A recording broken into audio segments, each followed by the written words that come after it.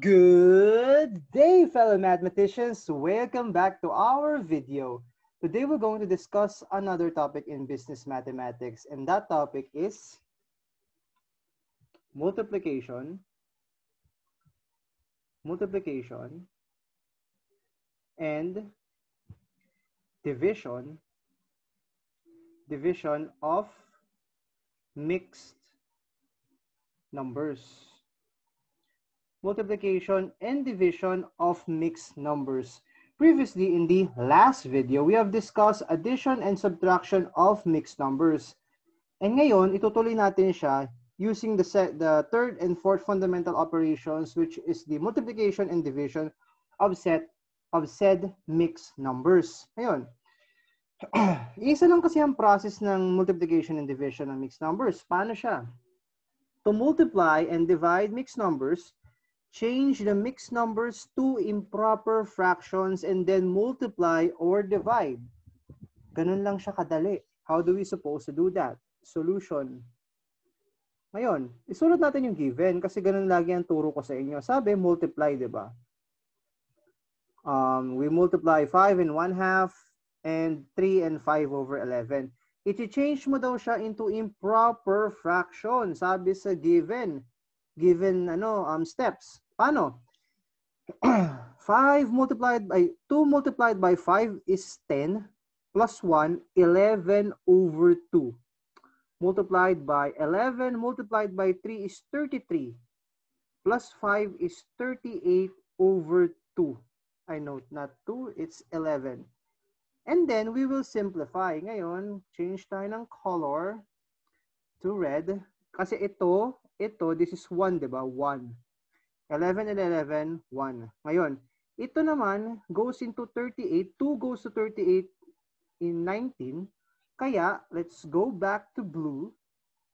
Magiging is equal to 1 multiplied by 19 all over 1 multiplied by 1. So, magiging 19 over 1 or 19.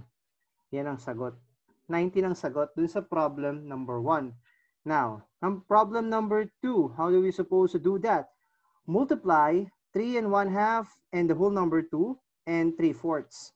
How do we suppose to do that? Ngayon, ganito yung template. I want you to write the given as follows. Tapos lahat ng mixed number, change mo into an improper fractions. Sino lang ba ang dito? Ang mixed number, di ba? Ito lang yun. So, we'll change this into 2 multiplied by 3 is 6 plus 1 is 7 all over 2. Copy the denominator. Tapos, yung 2, gawin mong 2 over 1. Kasi, di ba, a whole number can be a fraction kapag may 1 yung denominator and 3 over 4. Ngayon, let's change the color to red para sa cancellations. Ano mga pwede?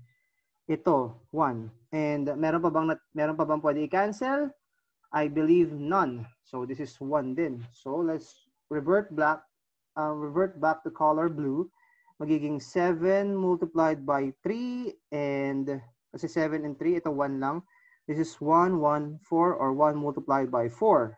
Kaya magiging this is 7 multiplied by 3 is 21 all over 4. Pwede mo siya isulat as ilang 4 ang meron ng 21? Di ba 5? Kasi 20 yan. Kaya tapos ilan yung natira? Isa lang. So 1/4. Kung nalilito ko paano nakuha yon, ganito na lang gawin nyo. 21. Di ba magiging 5 tapos 20 over 1. Kung ano to, kung ano yung remainder, yun yung numerator. Kung ano yung nandito, yan yung denominator. Kung ano yung nasa quotient, yun yung whole number. And ganun lang. Ganun lang yun. Ngayon, alam na natin mag-multiply. And how do we divide? Diba? How do we divide? Ngayon, ito. Solution. 14 over 17 divided by 3 and 1/9. So 14 over 17, copy natin yan, 3 and 1 over 9. Ngayon, sino lang ba mixed number? Diba ito? Ito yung mixed number. So magiging 14 over 17 divided by 9 multiplied by 3 is 27 plus 1 is 28 over 9. Tama? This is 28 over 9. Ngayon, kapag naman kasi division problem, ang ginagawa mo, you take the reciprocal and change the division to multiplication. Kaya pwede mo siya, this implies that this is 14 over 17 multiplied by 9 over 28. Ngayon, magka-cancel tayo kung sino mga pwede i-cancel. I believe 14 goes to 28 2 times. Palaging tandaan na may 1 yan. Tapos wala na. Tama ba? Tama ba, guys?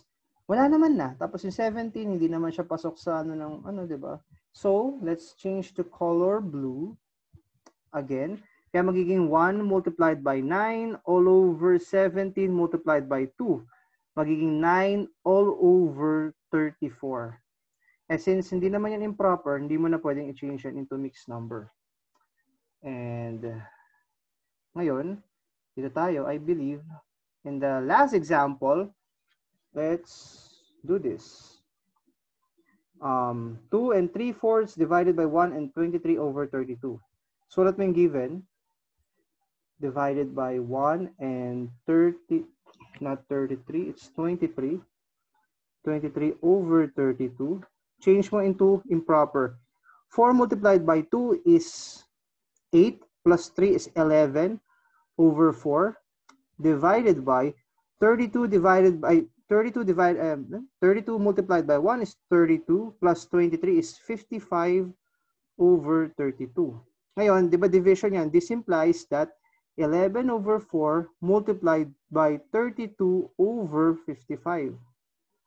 Now, let's change to color red. Ngayon, this is, di ba, 11 goes to 55 5 times. This is 1. And 4 goes to 32 8 times. This is 1. So, mangyayari, let's change back to color blue. Magiging 1 multiplied by 8 all over 1 multiplied by 5. So, this is 8 over 5. And this is improper. Or, ilang 5 ang meron ng 8? Isa. 8 minus 5. 3 over 5. Kung nalito kayo, paano nakuha? This is 5, 8, 1, 5, 8 minus 5 is 3. Kung sino yung denominator, ito yon. Kung sino yung remainder, siya yung whole number. Kung sino yung quotient, siya yung whole number. Kung sino yung remainder, siya yung numerator. Kaya ganun lang siya. Ano siya kadali? I hope you learned something today. I hope that you have appreciated how do we divide and multiply mixed numbers. In the next video, we will be discussing what is a complex fraction and the world of decimals. Till then, mathematicians, keep safe and have a great day. Good night.